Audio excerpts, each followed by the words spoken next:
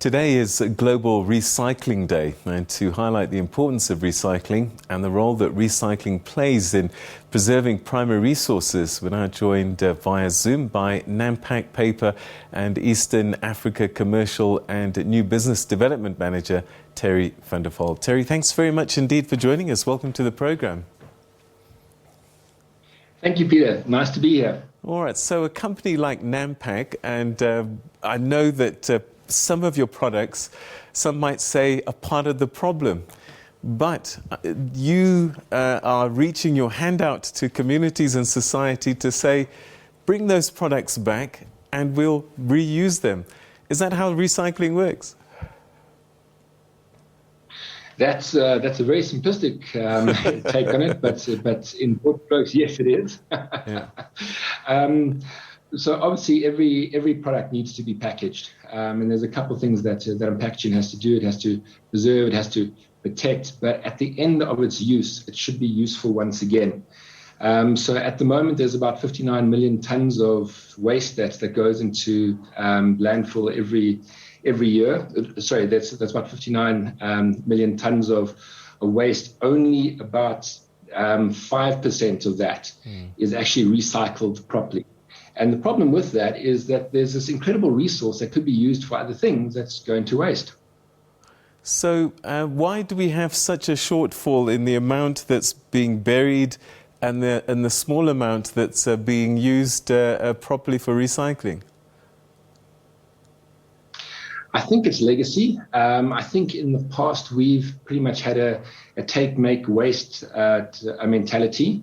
And I think that what's brought things to a fore now is we're literally running out of space. We can't keep burying these things. When we do, it takes years and years and years for the majority of it to decompose. When that happens, it gives off gases which are harmful. That contributes to global warming.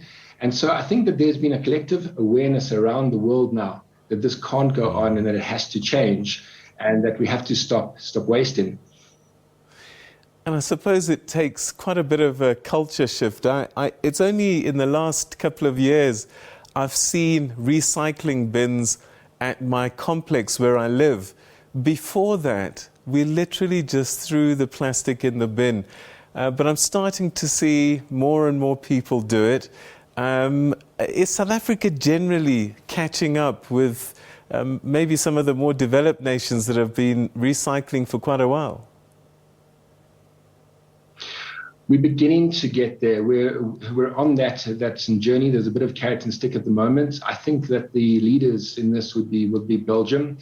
The reason that they're so successful is that they've got the support of all of their municipalities. So from a supply chain point of view, they can literally collect all of it from your door. In South Africa, it's still sporadic. Different suburbs, different towns have got different infrastructures.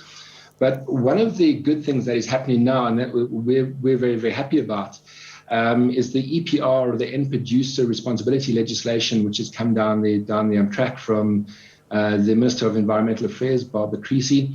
And what that basically says is that the responsibility for the collection and the recycling of post-consumer waste now falls with the brand owners and with the manufacturers. So what that means is that industry has to help and they have to get involved as well. And I'm very pleased to say that there's been a very good consulting process between industry and government. We've been given about a year and a half to 2 years to get together to talk about plans. All of those plans for paper, metal, glass, plastic, all that to be submitted into government by 5th of November last year, which has happened. And once that comes into play, you'll see a lot more formal collection and recycling taking place, and it'll grow year on year on year.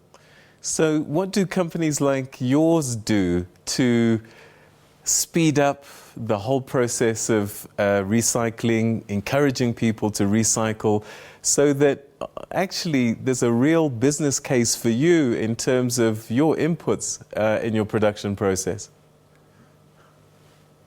Well, it's like anything. If you want it to work, there has to be an economic value.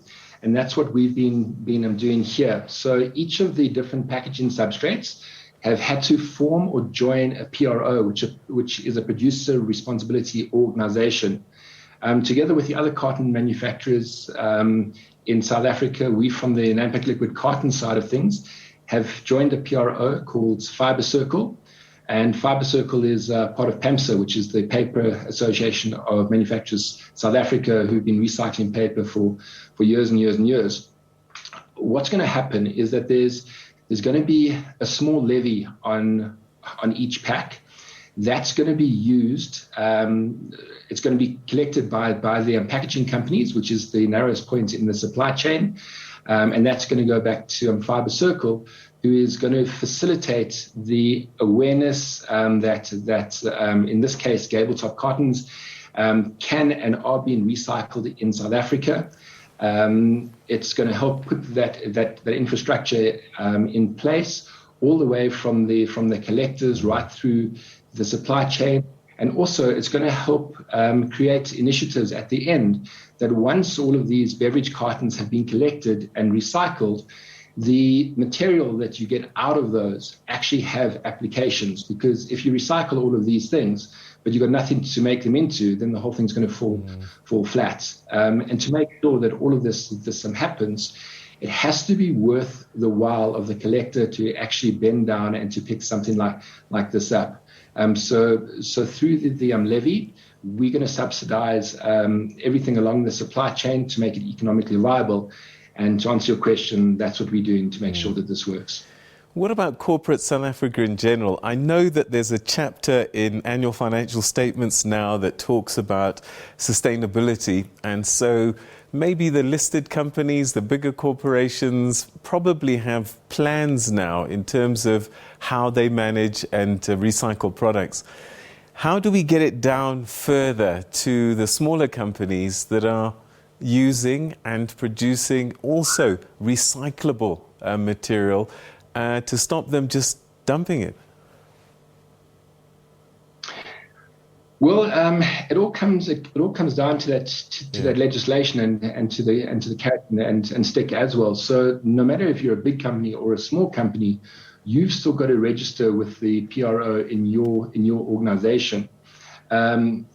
What'll happen is if you don't, the customers that you sell to, when they ask you for your license and you can't produce one, they won't buy from you. So there will be an incentive for each and every company, no matter big or small, to join a PRO and to be part of this collective effort. Well, I suppose a lot of these journeys begin in the schools. Is there work being done even at school level to create this culture of recycling? Yeah, I think that's where the main growth lies. You know, consumer behavior starts young, and I think from some of the older guys that are just used to throwing a can or a bottle or whatever it is out of their window, breaking that habit when they're driving along is very, very difficult. But the youth understand this. It is being taught in the schools through brand ambassadors and from all different initiatives from competitions. We really getting the youth involved with this, and we're making it fun. I think that they understand that it's their future as well. And there's something called Pester Power as well, which if you've got kids, you'll know all about. That next time Dad driving along, he tosses his Coke can or whatever it is out of the window, he has to incur the wrath of his kids, let alone legislation. All right, so as we start to wrap things up, World Recycling Day, what's your message to the public in general to be mindful of today? I think it starts in the homes.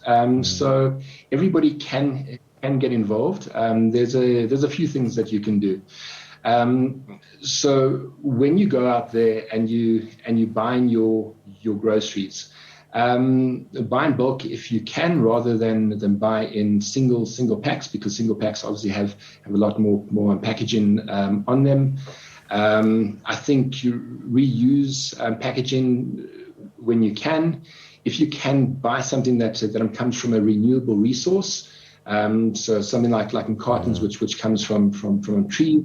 Trees are the lungs of the planet, filter all of our air. So if you've got a choice and you want to make a good decision, go for that. And then once you've used it, flatten it, separate it, clean it, and then put it out on the pavement in separate packets, glass, paper, plastic, metal, for the collectors to pick up easily. Terry, it's been a pleasure talking to you. Thank you very, very much indeed. And keep up the good work that you and your team are doing, flying the Nampak flag, bringing back memories for me when I used to work with you lot. Thanks very much, Terry. Great stuff. Thank you so much. All right, cheers. Terry van der Walt, who's with Nampak Paper and East African Commercial and New Business Development. He's the manager there, talking to us on World Recycling Day.